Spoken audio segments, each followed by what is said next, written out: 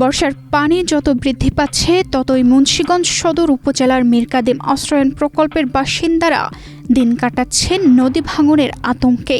ইচ্ছামতি নদীর শাখা নদীর তীরে অবস্থিত প্রকল্পটির পাশের বাঁধ প্রায় 2 বছর ধরে ভেঙে যাচ্ছে। ফলে ৭৫টি পরিবারের বসত ঘর এখন ঝুঁকির মুখে পড়েছে। বাসিন্দাদের অভিযোগ, জেলা প্রশাসন ও পানি উন্নয়ন বোর্ডে একাধিকবার লিখিত আবেদন করা হলেও এখনও কার্যকর কোনো পদক্ষেপ নেয়নি।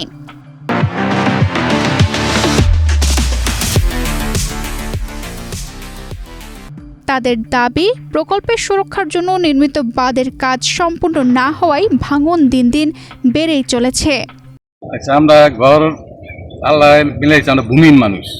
এই ৭৫টা ঘর ৭৫টা বাড়ি সরকার আমাকে দিয়েছে আজকে রানি প্রায় 4 বছর, আর 2 বছর ধরে খুব কড়া ভাঙন ভাঙতেছে। এই ব্যাপারে আমরা ভূমি অফিসে গেছি, মানে মৌখিকভাবে অনেক বলছি, পরিষেবায় বলছি, কিন্তু লিখিতভাবে প্রথম ডিসির অফিসে গেছি, টিউনের অফিসে গেছি, পানি উন্নয়ন বোর্ডে গেছি, SLN গেছি, সব জায়গায় লিখিতভাবে আমরা আবেদন জানাইছি। এমনকি প্রতি ঘরে ঘরে একজন করেও গেছি ডিসির অফিসে। এখন পর্যন্ত কোনো সাড়া পেলাম না। মহা বিপদ আছে ভাঙাটা নিয়ে, অনেক সমস্যা আছে। এই জায়গায় এই যে একটা ঘর আছে, এদিকে প্রায় 5-7 ফুট বাকি আছে ভাঙনের। স্থানীয়দের মতে, নদীপথে ইঞ্জিন চালিত নৌকা ও মালামালবাহী ট্রলারের চলাচল এবং নদীর ওপারে অপরিকল্পিতভাবে মাটি কাটার কারণে তীর ভাঙন আরও তীব্র হয়েছে।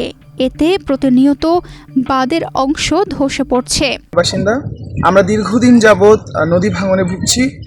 আমরা গত 2 বছর ধরে বিভিন্ন জায়গায় আবেদন, আকুতি মিনতি অনেক কিছুই করেছি, কিন্তু আমাদের কোনো লাভ হয়নি। তবে এই বছর সবচেয়ে বেশি ভাঙনের তীব্রতা বেড়েছে। সরকার ঘর দিয়েছে থাকার জন্য, আমরা থাকতেছি, অথচ নদী এই যে ঘর ভাঙ্গা লয়ে যাইতেছে। এখন আমরা থাকার মতন তো জায়গা নাই। যদি নদী আমাকে ঘর দিয়ে ভাঙ্গা লয়ে যায় না, একের নদীর কাছে আমার ঘর। এখন আপনারা একটু দ্রুত ব্যবস্থা করেন এটার জন্য।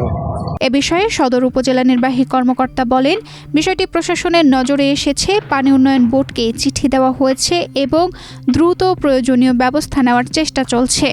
আমরা ইতিমধ্যে অবগত হয়েছি। আমরা সরেজমিনে জায়গাটা ভিজিটও করেছি।